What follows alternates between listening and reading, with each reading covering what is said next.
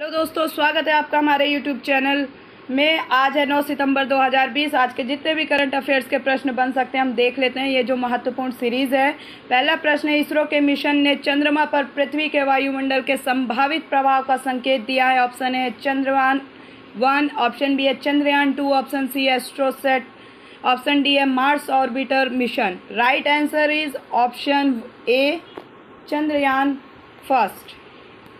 व्याख्या देखते हैं। चंद्रयान फर्स्ट मिशन ने चंद्रमा पर पृथ्वी के वातावरण के संभावित प्रभाव पर संकेत दिया है। मिशन चंद्रयान 1 से भेजी गई तस्वीरों से पता चलता है कि चंद्रमा के ध्रुवों पर जंग लगी हो सकती है। इस तथ्य के आधार पर ध्रुवों की जंग को पृथ्वी के वायुमंडल के प्रभाव के लिए जिम्मेदार ठहराया गया है, जिसमें चंद्रमा की सहायता पर लौह युक्त चट्टानें होने की बात मानी जाती है और यहाँ पानी और ऑक्सीजन की मौजूदगी का पता नहीं चला है, जबकि जंग बनने के लिए लोहे का इन दो तत्वों के संपर्क में आना ज़रूरी है। चंद्रयान 1 के बारे में, चंद्रयान 1 चंद्रयान कार्यक्रम के तहत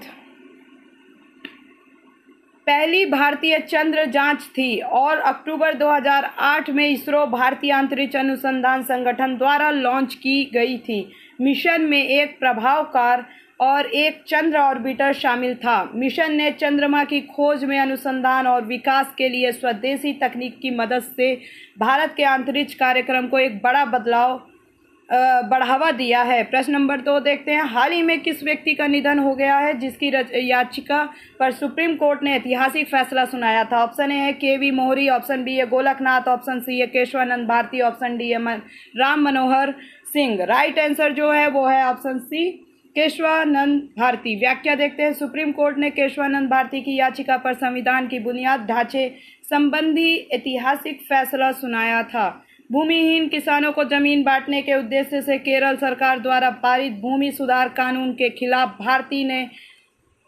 भारती ने शीर्ष अदालत का रुख किया था। केशवानंद भारती बनाम केरल राज्य यह मामला संविधान की सीमा को संशोधित करने के लिए संसद की शक्ति का जवाब मांग रहा था। इसका उत्तर 13 न्यायाधीशों की संविधान पीठ द्वारा दिया गया था कि संविधान का बुनियादी संरचना अप्रचलित है और इसे संसद द्वारा संशोधित किया जा सकता है। प्रश्न नंबर 3 देखते हैं। क्षुद्र ग्रह 465824 2010 FR गीज़ा के पिरामिड से 2 गुना बड़ा है और इसके पृथ्वी की कक्षा के करीब से गुजरने का अनुमान था। ऑप्शन ए है कब था, किस डेट को था? ऑप्शन ए है 3 सितंबर 2020, ऑप्शन बी है 6 सितंबर 2020, ऑप्शन सी है 5 सितंबर 2020 और ऑप्शन डी है 8 सितंबर 2020। राइट आंसर जो है वो है ऑप्शन बी है 6 सितंबर 2020। व्याख्या देखते हैं। नासा एक एस्टेरॉयड क्षुद्र ग्रह 465824 2010 FR का पता लगा रहा है जो गीज़ा के प्रसिद्ध पिरामिड से 2 गुना बड़ा है, जिसका डायमीटर 120 मीटर से 270 मीटर के बीच होने का अनुमान है।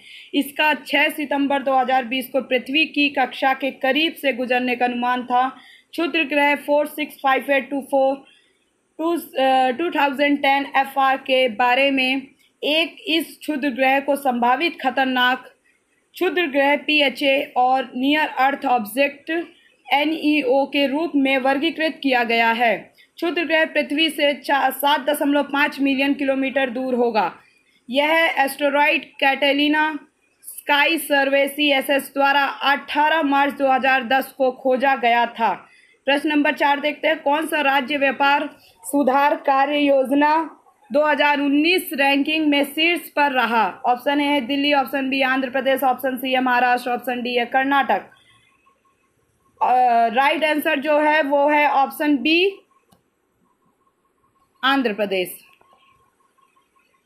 व्याख्या देखते हैं। आंध्र प्रदेश राज्य व्यापार सुधार कार्यक्रम कार्य योजना 2019 रैंकिंग में शीर्ष पर रहा। प्रश्न नंबर 5 देखते हैं। भारत के रक्षा मंत्री ने द्विपक्षीय संबंधों को बढ़ाने हेतु किस देश के साथ बैठक की?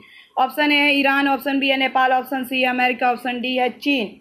राइट आंसर है ऑप्शन ए, ईरान। व्याख्या देखते हैं। भारत के रक्षा मंत्री राजनाथ सिंह तेहरान पहुंचे। उन्होंने ईरानी रक्षा मंत्री ब्रिगेडियर जनरल आमिर हतामी के साथ मुलाकात की और इस दौरान द्विपक्षीय संबंधों को बढ़ाने तथा अफगानिस्तान सहित क्षेत्रीय सुरक्षा से जुड़े मुद्दों पर चर्चा की। उन्होंने 3 दिवसीय मॉस्को यात्रा के समापन के तुरंत बाद ईरान का दौरा किया, जहां उन्होंने शंघाई सहयोग संगठन SCO देशों के रक्षा मंत्रियों की बैठक में भाग लिया। बैठक की पृष्ठभूमि फारस की खाड़ी में हाल के हफ्तों में ईरान, अमेरिका और संयुक्त अरब अमीरात से संबंधित कई घटनाएं हुई, जिससे इलाके में तनाव बढ़ा। प्रश्न नंबर 6 देखते हैं। State of young child in India की रिपोर्ट के अनुसार बच्चों की देखभाल हेतु राज्य शीर्ष पर है। क्यों, कौन सा राज्य शीर्ष पर है? ऑप्शन ए है केरल, ऑप्शन बी है आंध्र प्रदेश, ऑप्शन सी है दिल्ली एंड ऑप्शन डी है महाराष्ट्र। राइट आंसर जो है वो है ऑप्शन ए केरल। व्याख्या देखते हैं। State of young child in India report में केरल राज्य शीर्ष स्थान पर है। शीर्ष 3 में अन्य 2 राज्य गोवा और त्रिपुरा हैं। रिपोर्ट के बारे में रिपोर्ट को गैर सरकारी संगठन NGO मोबाइल क्रैच द्वारा जारी किया गया है और इसमें युवा बाल पर्यावरण सूचकांक YCEI और युवा बाल परिणाम सूचकांक YCOI शामिल है। रिपोर्ट के अनुसार यंग चाइल्ड आउटकम इंडेक्स 6 वर्ष से कम उम्र के बच्चों के बीच स्वास्थ्य, पोषण और ज्ञान संबंधी विकास को मापता है। इस इंडेक्स में सबसे अच्छा प्रदर्शन केरल का, जबकि सबसे खराब प्रदर्शन बिहार का रहा है। दूसरा सूचकांक यंग चाइल्ड एनवायरनमेंट इंडेक्स पर्यावरण को सक्षम करने और बच्चों के स्वास्थ्य को प्रभावित करने वाले नीतिगत उपायों को समझने में सहायता करता है। भारत का समग्र स्कोर 0 से 1 के पैमाने पर 0.585 है। प्रश्न नंबर 7 देखते हैं। नीले आसमान के नीचे स्वच्छ वायु का अंतर्राष्ट्रीय दिवस किस तिथि को मनाया जाता है? ऑप्शन ए है 5 सितंबर, ऑप्शन बी है 6 सितंबर, ऑप्शन सी है 7 सितंबर, ऑप्शन डी है 8 सितंबर। जो ऑप्शन है वो जो ऑप्शन है वो ऑप्शन सी है 7 सितंबर। व्याख्या देखते हैं। नीले आसमान के लिए स्वच्छ वायु का अंतर्राष्ट्रीय दिवस 7 सितंबर को मनाया जाता है। इस दिवस को मनाने का उद्देश्य वायु की गुणवत्ता में समग्र सुधार के लिए लोगों को जागरूक करना है। प्रश्न नंबर 8 देखते हैं। RBI के अनुसार प्राथमिकता प्राप्त क्षेत्र में वित्त के लिए योग्य स्टार्टअप द्वारा प्राप्त अधिकतम राशि क्या है होगी? ऑप्शन ए है 100 करोड़ रुपए, ऑप्शन बी है 50 करोड़ रुपए, ऑप्शन सी है 45 करोड़ रुपए एंड ऑप्शन डी है 35 करोड़ रुपए। राइट आंसर जो है वो है ऑप्शन बी 50 करोड़ रुपए। व्याख्या देखते हैं। भारतीय रिजर्व बैंक RBI ने प्राथमिकता प्राप्त क्षेत्रों में वित्त के लिए योग्य स्टार्टअप द्वारा प्राप्त अधिकतम राशि को संशोधित कर 50 करोड़ रुपए कर दिया है। भारतीय रिजर्व बैंक द्वारा प्राथमिकता प्राप्त क्षेत्र उधार दिशा निर्देशों की व्यापक समीक्षा की गई है, जहां किसान उत्पादक संगठनों, स्वास्थ्य ढांचे और नवीनीकरण ऊर्जा के लिए ऋण सीमा को भी संशोधित किया गया है। प्रश्न नंबर 9 देखते हैं। किस व्यक्ति ने फार्मूला 1 इटालियन ग्रैंड प्रिक्स 2020 जीता है? ऑप्शन ए है लॉस स्ट्रोक, ऑप्शन बी है कार्लोस सैंज, ऑप्शन सी है लुइस हैमिल्टन, ऑप्शन डी है पियरे गैसली। ऑप्शन डी जो है वो राइट आंसर है पियरे गैसली। व्याख्या देखते हैं। पियरे गैसली ने फार्मूला 1 इटालियन ग्रैंड प्रिक्स 2020 जीता है। पियरे गैसली फ्रांस पहले स्थान पर रहे हैं, जो फ्रांस से हैं। कार्लोस सेंज जूनियर स्पेन दूसरे स्थान पर रहे हैं और लॉस स्ट्रोक कनाडा तीसरे स्थान पर रहे हैं। प्रश्न नंबर 10 देखते हैं। आखिरी प्रश्न है। किस राज्य में बैंक टू विलेज अभियान का तीसरा चरण आयोजित किया जाएगा?